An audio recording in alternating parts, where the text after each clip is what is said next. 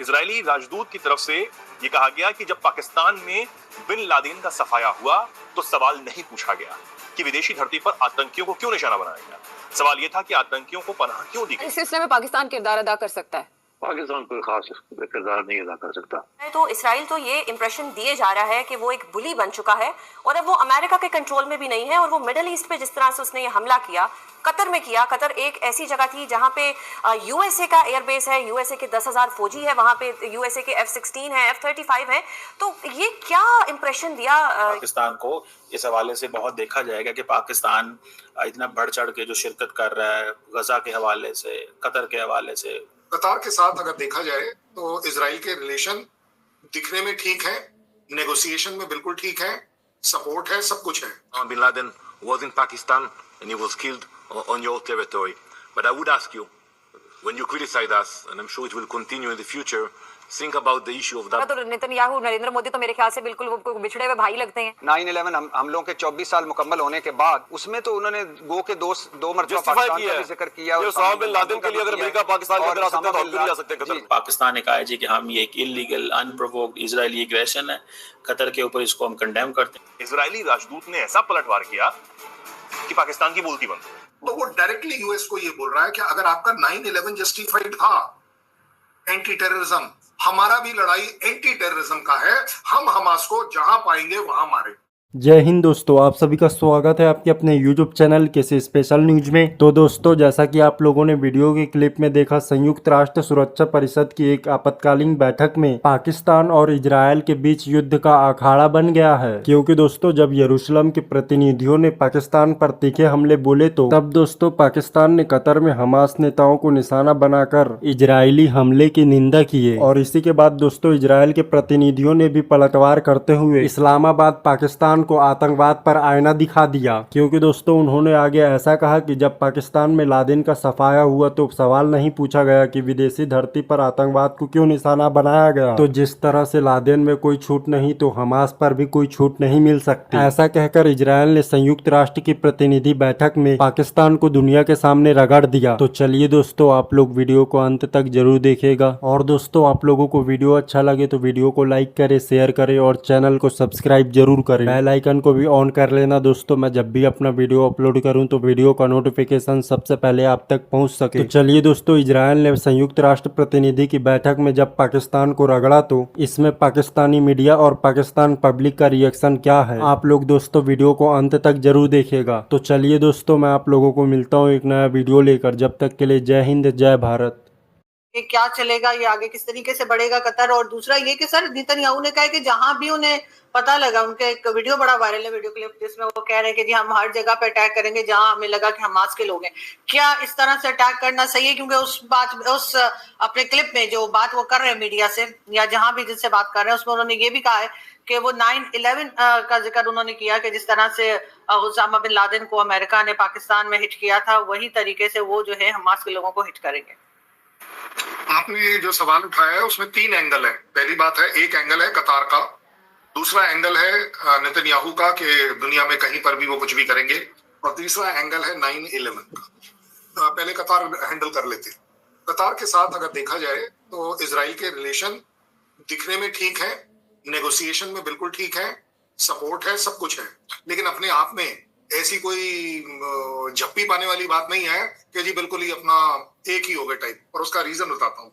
अगर आप देखें, I think it was in 1996 कि जब पहली बार कतर ने अपना ट्रेड रिलेशन अनऑफिशियली इजराइल के साथ शुरू किया था, और वहां से थोड़ी इंप्रूवमेंट स्टार्ट होती चली गई, लेकिन उनको वो ब्रेक करना पड़ा आई थिंक अराउंड 2009 में, कि उसको उन्होंने ब्रेक किया क्योंकि एक कोई ऑपरेशन था जो इजराइल ने किया, कास्ट एंड या क्या बोलते हैं Cast Lead, operation Cast Lead, that was the operation which they did, और उसके वजह से उनके बीच का वो ट्रेड टोटली स्टॉप हो गया। फिर भी अगर एक मोटे तौर पर बात करना हो हमें, तो दो देशों के बीच में कैसे दिखता है कि रिलेशन ठीक है या नहीं। आपके मेरे बीच में रिलेशन क्यों नहीं ठीक है? क्योंकि आपके लोग हमारे यहाँ विजिट नहीं करते, हमारे आपके यहाँ। ऑफिशियल लेवल की बात कर रहा हूँ, आपकी और मेरी बात नहीं कर रहा हूँ। तो अगर वैसे देखें, 2007 हो गया, 2009 हो गया, 1996 हो गया, पीछे तक, जहां विजिट्स आपस में हो रही थी इन दोनों के बीच, और काफी हद तक एक वो बोलते हैं ना, दिख रहा था कि एक दूसरे के लिए काम किया जा सकता है। एक ट्रेड को भी इंडिकेटर लेकर चलें, दो देशों के बीच के रिलेशन को। आई थिंक 2012-13 में भी इजराइल से कतर तकरीबन 5 लाख यूरोस का ट्रेड होता था, और कतर से इजराइल की तरफ जो ट्रेड हो रहा था, रिटर्न ट्रेड जिसको बोलेंगे, वो तकरीबन 3.5 लाख करोड़ का वो कर रहे थे यूरोस के अंदर। सो बहुत बड़ा नहीं है, लेकिन एक अच्छा अमाउंट है। Yes, there is a trade. अब आगे बात के दोनों के बीच में रिलेशन कहाँ, कैसे, क्या है क्या नहीं। हिस्टोरिकली अगर आप देखें, कतर हमेशा हमास के साथ खड़ा था। इसका प्रूफ है हमारे पास कि चाहे आप मनी सपोर्ट, मॉनेटरी सपोर्ट बोल दीजिए, मॉरल सपोर्ट बोल लीजिए, डिप्लोमेटिक सपोर्ट बोल लीजिए, रेजिडेंशियल सपोर्ट, कि हमास के लीडर्स कतार में खुलेआम रहते थे अंडर काइंड ऑफ प्रोटेक्शन। और उससे भी बड़ी बात एक है, और क्योंकि फाइनेंसेस अपने आप में चीजों को मूव करते हैं, तकरीबन $13 मिलियन डॉलर नहीं, यूरोस का पेमेंट कतारीज करते थे हमास को लेबर के तौर पर, लेबर पेमेंट, कि आप गाजा में अपने आप को इस्टेब्लिश करिए।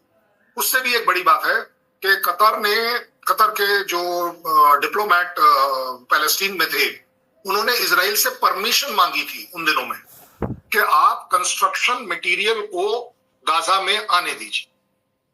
पॉइंट्स बड़े इंपॉर्टेंट हैं ये वाले, क्योंकि ये वही कंस्ट्रक्शन मटेरियल है जिससे वो पूरी अंडरग्राउंड टनल्स बनी है बाय द वे। सो हालांकि वो बात जब परमिशन मांगी गई तो हमास ने बड़ा सीन क्रिएट किया वगैरह वगैरह। ज्यादा बड़ी बात यह है कि इजराइल को कतर क्यों पसंद आया। इजराइल को कतर पसंद इसलिए आया कि 2013 में पहली बार कतर ने बोला कि इजराइल और पैलेस्टीन का मुद्दा थोड़ा सा रुक सकता है कि अगर हम अपना लैंड आपस में स्वैप कर, 1967 वाला वो जो बॉर्डर है ना, उसके ऊपर अड़े ना रहे। क्योंकि वहां पर इजराइल बोलता है मैं आगे, वो बोलता है मैं पीछे, वो आगे, ये पीछे, वो बोला लैंड स्वैप कर लेते हैं, किधर पर आपको एडवांटेज है आप उधर का वाला ले लीजिए, जिधर दूसरे को एडवांटेज है वो दूसरे वाला ले।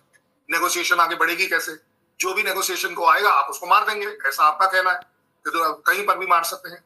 सो ये जो 9/11 वाली बात लास्ट आपने कही, 9/11 का पता है फायदा नेतन्याहू क्यों उठा रहे हैं?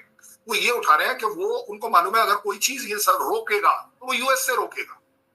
अगर इजराइल किसी के कहने से रुकेगा तो सिर्फ यूएस के कहने से रुकेगा। तो वो एक ट्रम्प कार्ड चलाता है कि जैसे यूएस तुम्हारे लिए 9/11 था और आपने दुनिया के किसी भी कोने में जाकर उस ओसामा बिन लादेन को मारा है, चाहे वो किसी भी कंट्री में था, हाँ तो दूसरी कंट्री में ये तो मानना ही पड़ेगा। और वो एक अलग बात है कि ठीक है हमारे यहाँ कहते हैं कि पाकिस्तान है सपोर्टिंग वगैरह वगैरह, बट इवैल्यूएशन अगर करा जाए तो वो डायरेक्टली यूएस को ये बोल रहा है कि अगर आपका 9/11 जस्टिफाइड था एंटी टेररिज्म, हमारा भी लड़ाई एंटी टेररिज्म का है, हम हमास को जहां पाएंगे वहां मारे।